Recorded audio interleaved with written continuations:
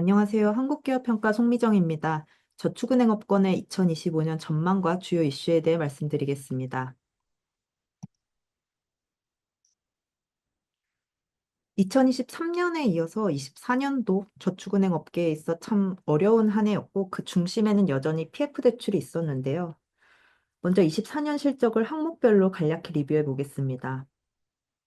우선 외형은 역성장이 지속되었습니다. 영업 환경이 개선되지 않고 있고, 업계 내부에서도 리스크 관리를 강화하는 기조가 이어지면서 수익 기반이 감소했습니다.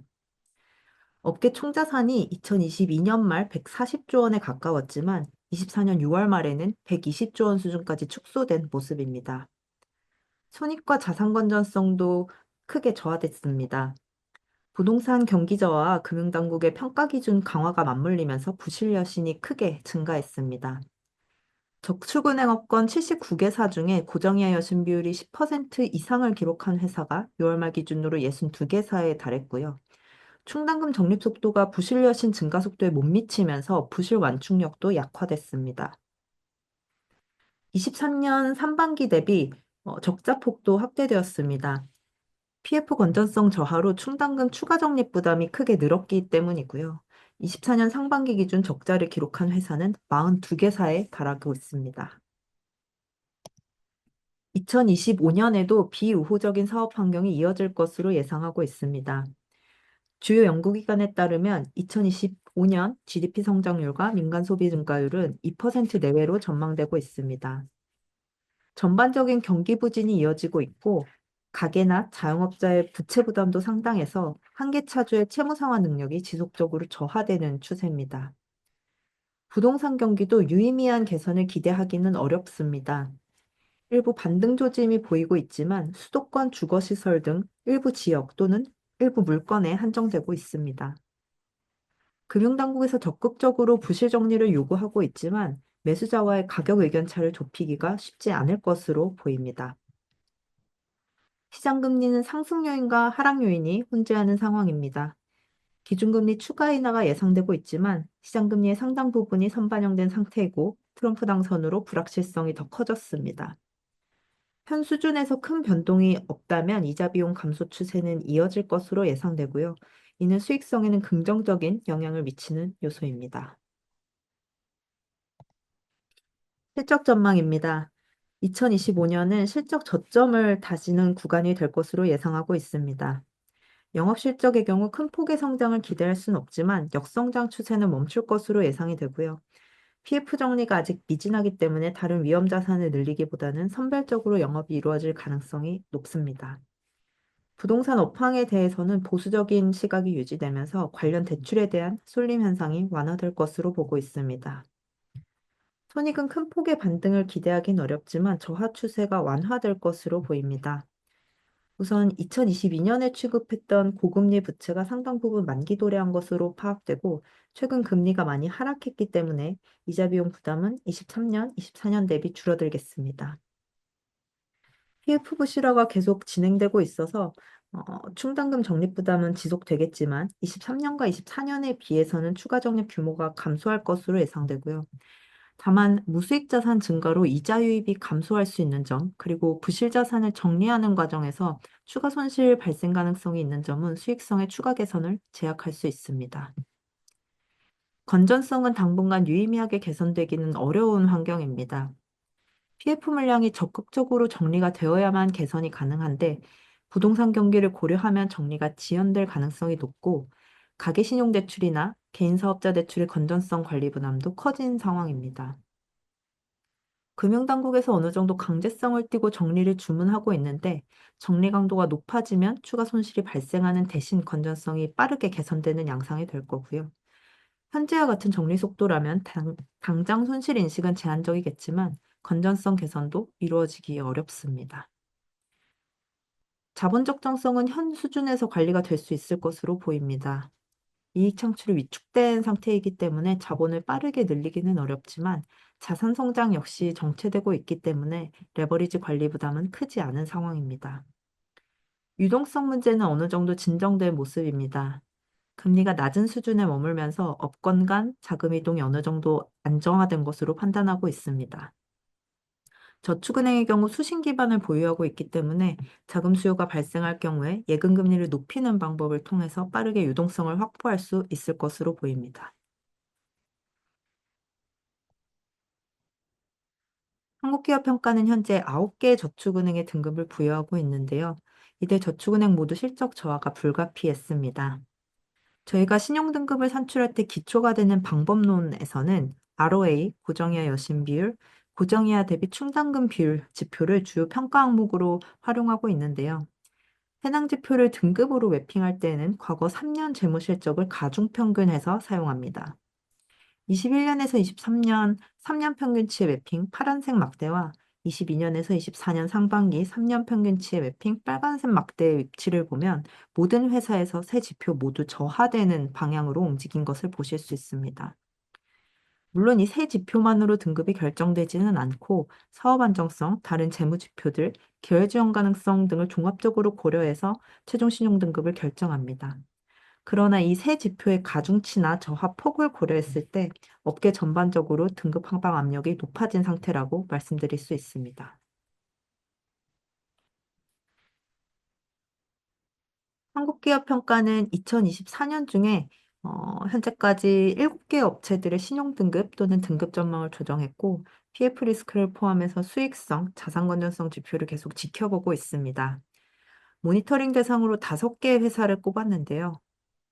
부정적 등급 전망이 부여된 업체들, 그리고 안정적 전망이 붙어 있더라도 PF 관련 리스크가 높은 회사들이 모니터링 대상입니다.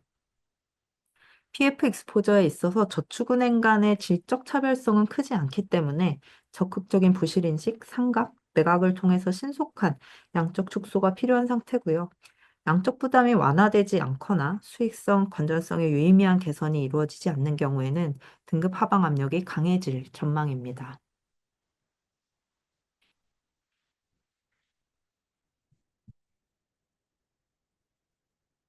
주요 크레딧 이슈입니다. 2025년에도 저축은행 실적을 좌우하는 요소는 부동산 PF입니다. 부실 물량 정리 속도, 추가 부실 규모에 따라서 건전성 지표와 손익 지표가 크게 변동할 것으로 예상합니다.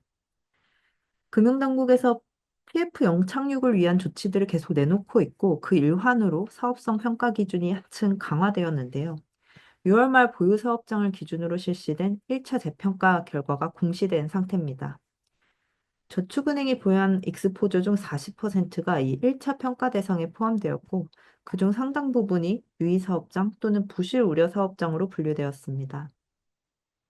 타 업권 대비 평가 대상에 포함된 물량 비중도 높았고, 유의, 부실 우려로 분류된 익스포저 비중도 높았는데요. 브릿지론 비중, 용도별 구성, 참여 시공사의 신용도 같은 특성들을 고려했을 때, 타 업권 대비 리스크가 큰 물량을 저축은행 업권이 보유하고 있었고, 이번 사업성 재평가를 통해 이러한 리스크가 수면 위로 드러나게 된 거라고 볼 수 있겠습니다.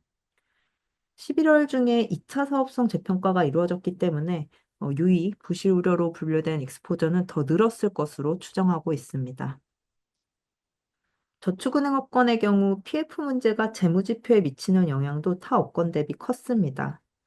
총자산에서 PF가 차지하는 비중이 상대적으로 높기 때문인데 타 업권의 경우 총자산 대비 PF 비중이 10% 미만에 그치고 있는 반면 저축은행의 경우 PF 비중이 높을 뿐만 아니라 PF를 제외하고도 부동산 관련 익스포저 비중이 높은 편이어서 부동산 경기가 변동함에 따라서 재무지표들이 큰 폭으로 변하는 모습을 보이고 있습니다. 금융당국에서는 부실 사업장에 대한 신속한 정리를 주문하고 있습니다만 속도가 붙지는 않고 있고 앞으로도 기대보다는 더디게 진행될 가능성이 높습니다.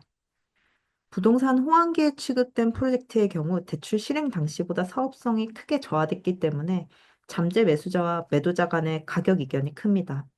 따라서 경공매를 통한 매각 성사가 쉽게 이루어지기는 어려운 여건이라고 할 수 있고요.